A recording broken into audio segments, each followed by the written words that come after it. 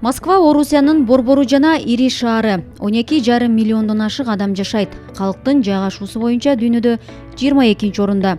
Адамдарды Москвага көптөгөн жолдор жана ар кандай тагдыр алып келет. Шаардын тарыхы көптөгөн маанилүү окуялар менен байланышкан. Адамдардын кубанычы жана үмүтү, бактысыздыгы жана нааразычылыктары бардыгы бар. Москва көз жашка ишенбейт деген кеп да жөн жерден айтылган эмес. Дүйнөдө көрсөтүүсүнүн кезектеги чыгарылышынан уламыштарга бай. Тарыхы кенен Москва тууралуу айтып беребиз. Москва жаркыраган шаар, бардык жагынан борбор деп аталууга татыктуу. Бул жерде укмуштуудай архитектуралык эстеликтер жана кооз парктар, мыкты дүкөндөр жана асман тиреген имараттар, узун метро жана адамга толгон бекеттер бар. Москва эч качан уктабайт. Бул жерде таң аткандан кечке чейин иштешет. Андан кийин таң атканга чейин көңүл ачышат.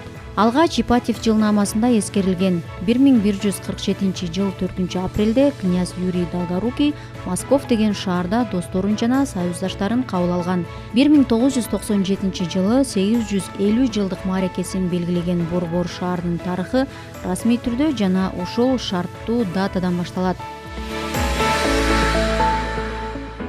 18-кылымда соода жолунда жайгашкан шаар өзгөчө князьдыктын борборуна айланган. Александр Невскийдин уулу Даниил Александрович алгач Москва князьдыгын, андан кийин бүт Россияны Совет доорунун аягына чейин башкарган династиянын негиздөөчүсү болгон. 13-14-кылымдарда шаар монгол баскынчылыгына туш болгон. Анткени менен Москванын Россиянын экономикалык, саясий, диний жана маданий борборлорунун бири катары абалы тынымсыз бекемделип келген. Князь Иван Калита Москванын жаңы Кремлин курган. Романовтар династиясынын биринчи падышаларынын тушунда Москва чоң мамлекеттин борбору болгон. Бул жерде улуу Петр биринчинин балалыгы өткөн. Ал бүткүл Россиялык биринчи император болгондо борборду Санкт-Петербургка көчүргөн. Бирок Москва Александр Сергеевич Пушкиндин сөзү боюнча императорлордун такка отурган жери бойдон калган. 20-кылымдын башында революциялык окуялардан кийин Москва борбор статусун калыбына келтирген. Шаардын көрүнүшү эски мурастарын көп жоготуп, олуттуу өзгөрүүлөргө дуушар болгон. Бирок жаңы бир топ, мисалы анын кооздугу жана иштеши боюнча уникалдуу Москва метрополитени пайда болгон. Жаңы 1000 жылдык Москвага көптөгөн өзгөрүүлөрдү алып келүүдө. Көбүн эсе жөнөкөй эмес, талаштуу. Кызыл Аянт Москванын негизги символу жана эң белгилүү тарыхый жайы. Ал Кремль жана Кытай шаардын ортосунда, борбордук башкаруу районунда жайгашкан. Кызыл Аянт жана анда жайгашкан архитектуралык курулуштар ЮНЕСКОнун бүткүл дүйнөлүк мурастарынын тизмесине киргизилген. Бул тарыхый жер чет элдиктер сөзсүз көрүшү керек. Москвалыктар Кызыл Аянтты борбордун жүрөгү деп эсептешет жана бул жерде жаңы жылды кубаныч менен тосуп алышат. 9-майда парадка келишет, же күнөстүү дем алыш күндөрү сейилдешет.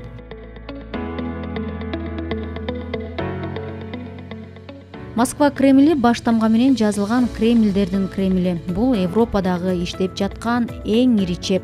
Анын жарым режимдүү статусу ЮНЕСКОнун бүткүл дүйнөлүк маданий мурастарынын тизмесине кирген эстелик жана Россия Федерациясынын президентинин расмий резиденциясы экени менен түшүндүрүлөт. Кремльде бийиктиги 5 метрден 19 метрге чейин, калыңдыгы 3 метрден 7 метрге чейин жана жалпы узундугу 2,5 чакырым 20 мунара, музейлер, соборлор, бакчалар жана башка кооз жерлер бар.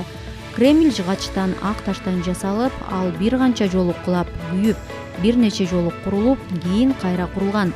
Бирок ар бир жолкусунда андан да сонун болуп турган.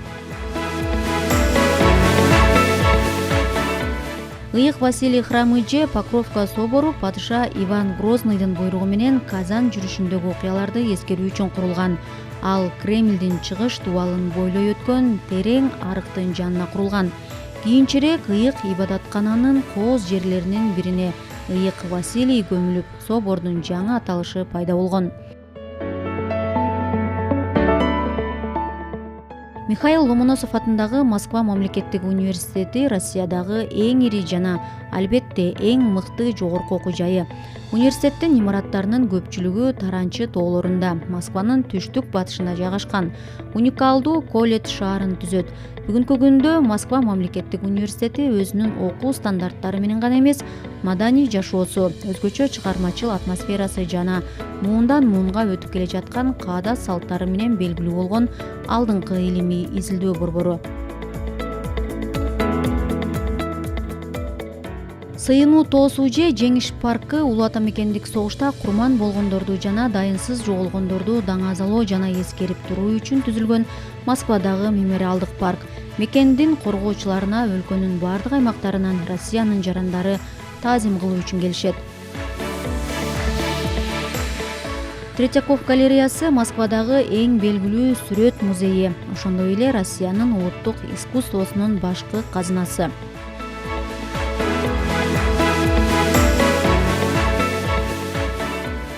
Чоң театр бул өлкөнүн улуттук байлыгы. Орусиянын байыркы музыкалык театры Кремльге жакын театр аянтында жайгашкан. Толук аталышы Россиянын мамлекеттик академиялык чоң опера жана балет театры. Москва дарыясы борбордун суу артериясы, анын маанилүү транспорттук магистралы жана таза суунун негизги булагы. Эң башында Москва дарыясы туурасы 2 метрден ашпаган, кээ бир жерлерде 20 сантиметрге чейин гана акчу. Москва облусунун Можайск районундагы Старков сазында дарыя пайда болот. Дарыянын башталышынан 1 чакырым алыстыкта Михайлов көлү агат. Көлдөн агып чыккан суу агымы Москва дарыясынын өзү деп эсептелет жана ушул учурдан баштап анын узундугу 500 чакырымды түзөт. Зарядье паркы Москвадагы окмуштай уникалдуу архитектуралык долбоор. 2006 жылга чейин бул жерде Россия мейманкана комплекси курулуп баштаган. Имарат демонтаждалгандан кийин аймак азыркы Келечек паркы уюмуна өткөрүлүп берилген. Жергиликтүү тургундар жана туристтер бул жерге эс алуу жана маданий тарыхый агартуу үчүн келишет.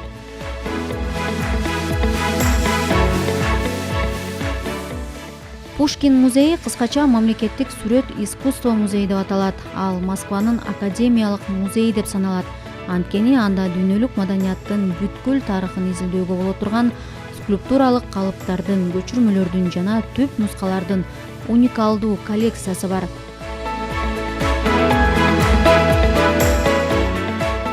Горький паркы Россиядагы дүйнөлүк деңгээлдеги биринчи парк. Анда эс алуу, спорт, бий, йога, ачык оюндар, жалпылап айтканда жашоо мейкиндиги бар.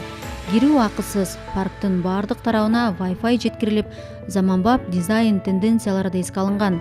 Москванын мыкты ресторан топторунун жаңы тамак аш түйүндөрү, иш-чаралардын ойлонулган программасы, экологиялык мамиле жана адамдарга көңүл буруу Горький паркын кыска убакыттын ичинде борбордун жашоосунун жаңы эпицентрине айландырды.